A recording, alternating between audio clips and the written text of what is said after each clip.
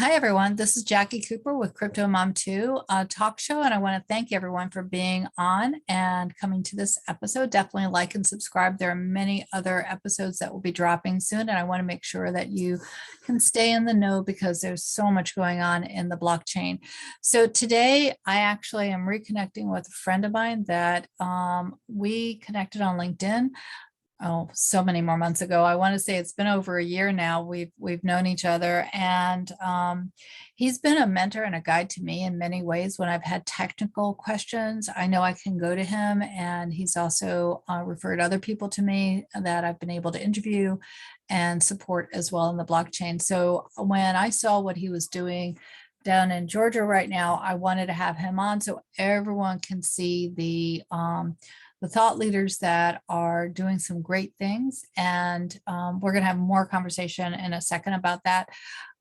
But for those that are new to Crypto Mom, I just want to also share a little bit about my background. First, these shows are not financial advice. You have to invest at your own risk. And that's the purpose of the shows, is to provide you with resources that will help you navigate this space in an educated and informed way.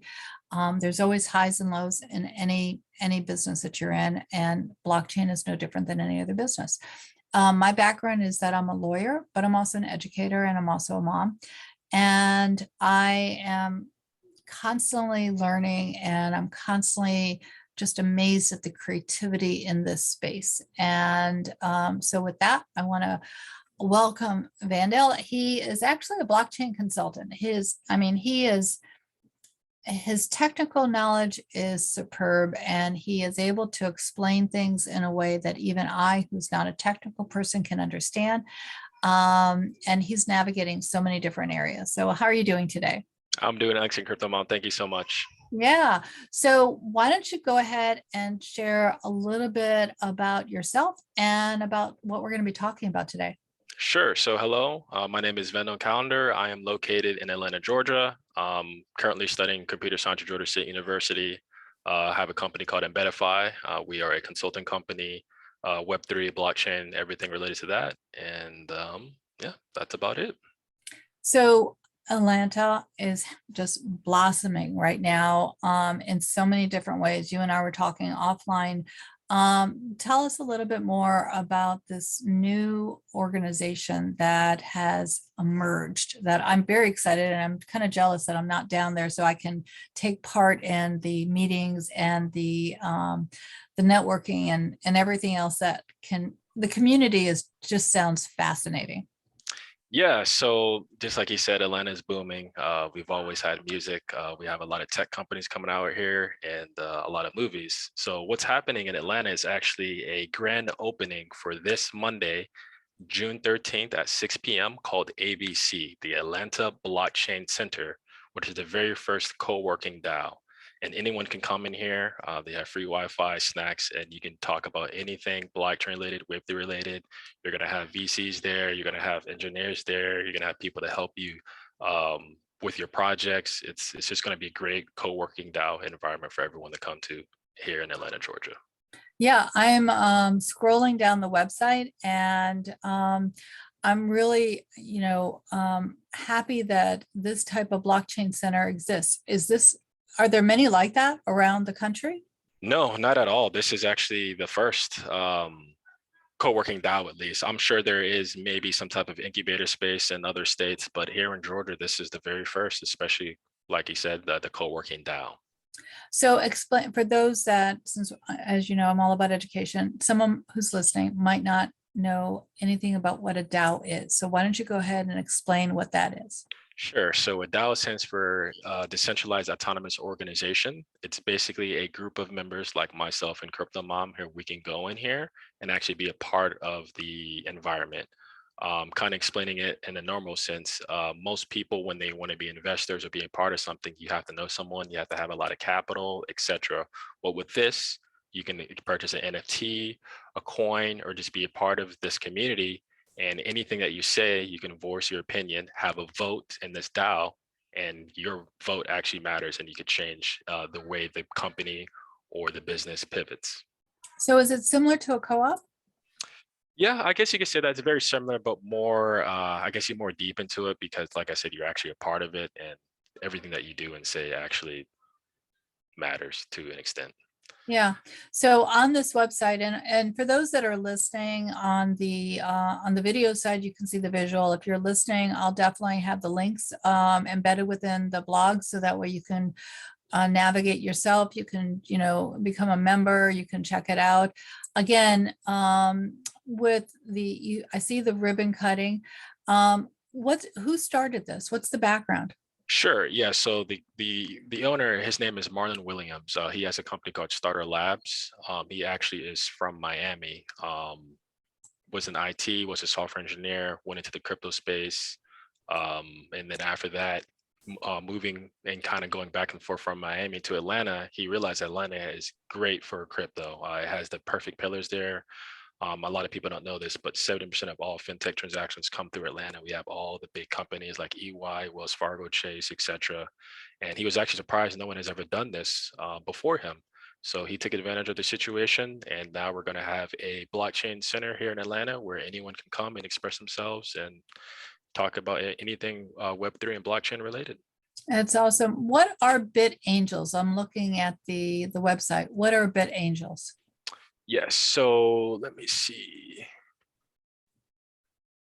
I'm actually not 100% sure what BitAngels is, if I'm going to be completely honest with you. I'll click in there too, as we're Yeah, kind of navigating. Um, let's see. so while we're navigating, I do see that we have who's going to be attending the official opening. I know Yeah. that you said that there's certain keynote speakers and individuals that will be attending. Yes, so obviously the core team of the ABC Atlanta Blockchain Center is going to be there, but the mayor is going to be there, and about Yeah. over 300 people who are going to be attending. So it's going to be a very huge turnaround and turnout. So it's going to be great.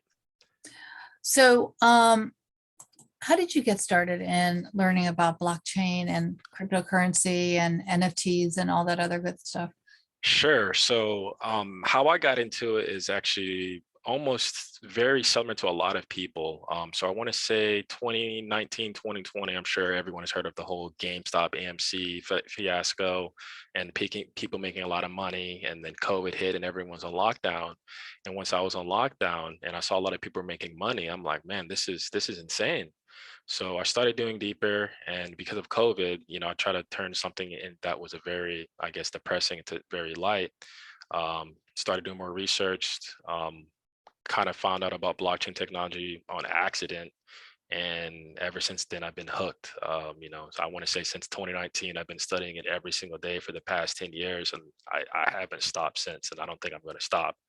So I agree with you. I know that when I first started and I first connected with you, you still have, you're like at the graduate level of knowledge. I might be at the fifth grade level right now, but I was not a Bitcoin miner. Now I'm a Bitcoin miner and I have two machines. And again, for those that don't know how mining works, you can do cloud-based and you can also have physical machines. And the physical machines are actually solving mathematical codes that actually create the coins that get generated that go to the platforms like Coinbase and some of the others. So when you go on there and you buy, you have to have a machine that will actually create the coin, but the Bitcoin, but it also is a security aspect too, because it's making sure that there's no double spending that goes on. And there's a whole slew of other things that happen within the mining side. But what I love about it is, again, this is not financial advice, but I have Bitcoin dropping daily. So when you, like you said, we both were looking for different ways to generate income from the space. So that way we could do things that we love. And for me, it was the Bitcoin mining side. For you, it was consulting, NFTs, and a lot of other things. yeah, I totally agree. I kind of pivoted all over the place for me, by my personality. I can't just stick with the one thing. So I know, master of none kind of type deal, jack of all trades. So I kind of went in there, kind of, I want to say day trading, but buying cryptocurrencies and then Yeah, pivot over to NFTs, and then, throughout the whole time, educating people in the space. And now that we're kind of in a bear market, a lot of in this sense, this is the time to build. So a lot of like starters are coming, consulting companies are coming, and then once the bull market comes, which we don't know, but like I said, this is not, financial advice, but if just looking at the past and, looking at cycles, I'm not sure if you guys know about the Bitcoin halving, which happens every 4 years, give or take. I would say around late 2023, early 2024, when the halving happens, that could be a possible next bull run. But as of right now, we're in kind of a weird little bear market, but this is a great time to start building. So what I popped on the screen for those that can't see is an image about my book, The Bitcoin Cinderella, because just like Vandale is all about education, I decided back in the fall that being an educator, I love telling stories to my kids. And I really wanted to write a book that would incorporate the technical terms in a fairy tale that would allow adults as well as young people to learn more about what's going on in the blockchain. So the Bitcoin Cinderella is just that. And you talk about the halving and you talk about some of the technical side. I know that my next adventure that Samantha, the Bitcoin Cinderella, is going to have probably is going to be about Bitcoin mining and the environmental consequences, the ups and downs that people have talked about and are trying to navigate. And another venture might be NFTs, again, and the commercial aspect of this. I mean, if you think about it, the blockchain is, and you can talk more fluently than myself maybe, but the blockchain is a great provider to secure information, to preserve it, and to share information in a way that is different than Web 2. So do you want to talk a little bit about how the blockchain can be used on the commercial side? Because I know you're consulting in that area. Yeah, sure. I mean, honestly, you said it very eloquently. What I always tell people, depending on who I'm talking to, all the blockchain technology is just an open database to where people can see all the transactions. Like you said, it's very secure. It's just transactions in and out. It's a ledger system, very transparent, and it for the commercial side, it litigates fraud. It makes sure everything is transparent and everything is actually saying what it's done. And the great thing is it's immutable. So anything that does happen, it can't be changed.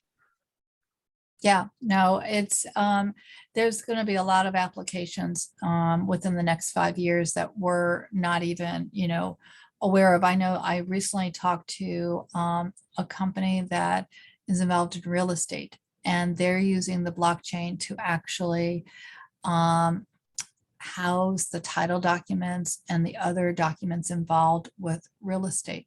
And just the technical side of that, they've been developing it for a number of years and, are now using it within various transactions. So, I mean, it's just amazing to me, the long-term application. And one of the individuals who I had talked to about that, when there's a flood or a hurricane or destruction of information, when it's on the blockchain, it's not destroyed. So that means that titles can coexist.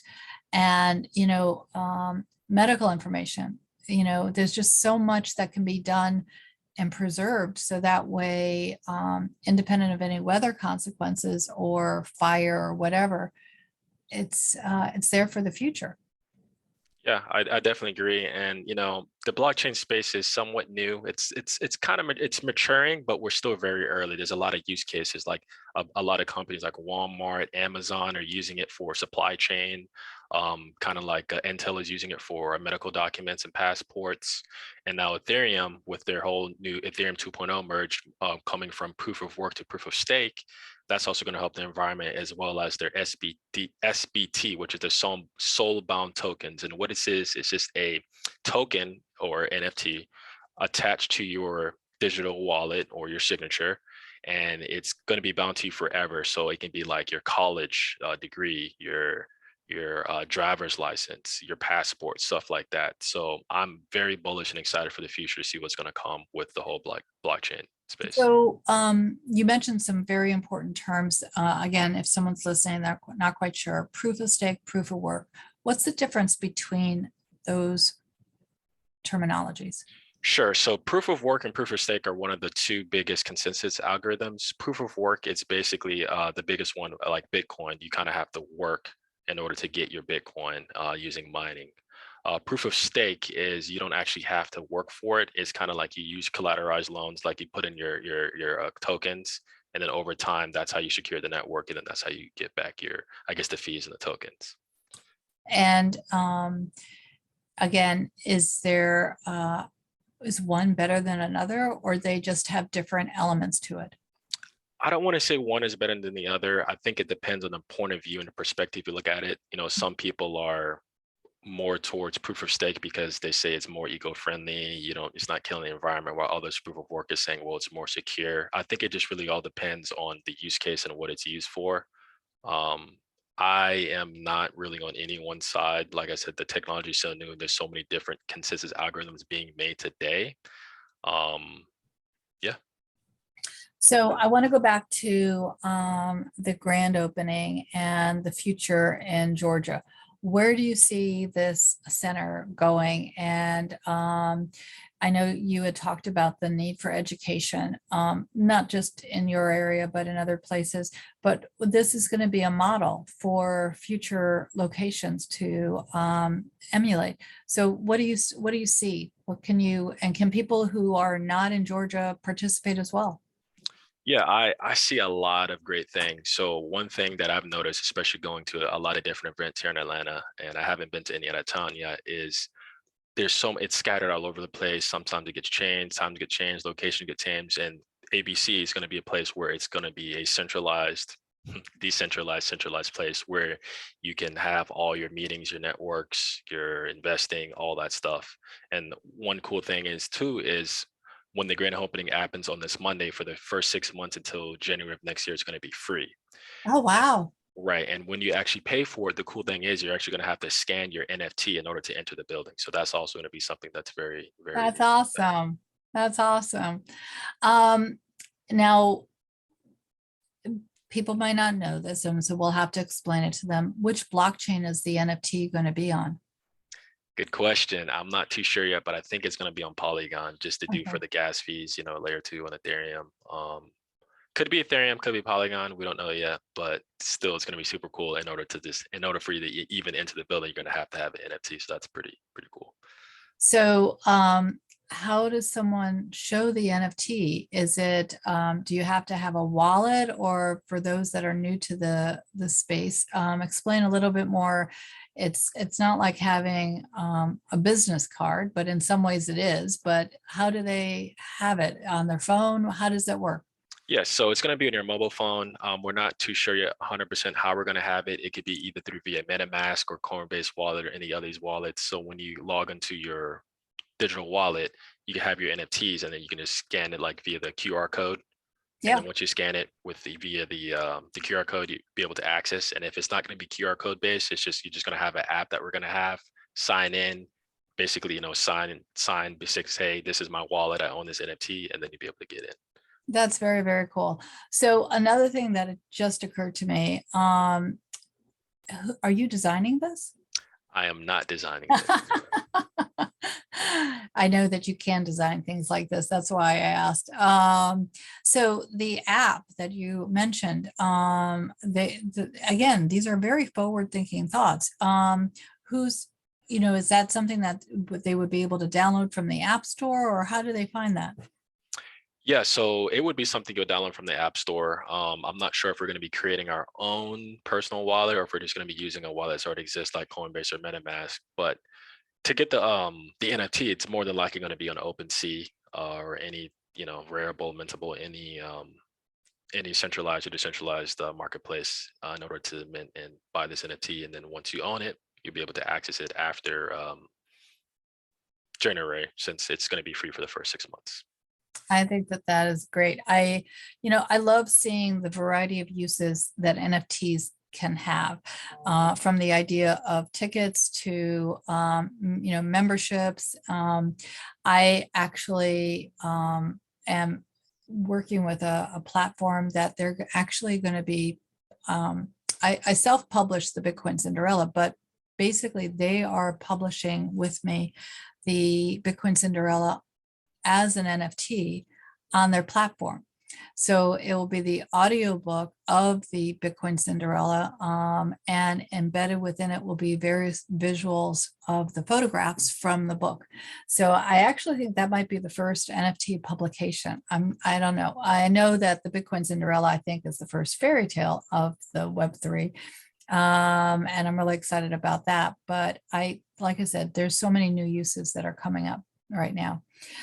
Any last minute thoughts that you'd like to share before we sign off about either the ABC or yourself and what you're doing? Because I know you have your hand in a lot of things. Yeah, I was actually going to say, yeah, what you just said about the Bitcoin Cinderella is awesome. And me being pretty deep in the NFT space, I think you're correct. I think you're the first, and that's going to be super cool. Like an audiobook. Wow. Because I know there's music.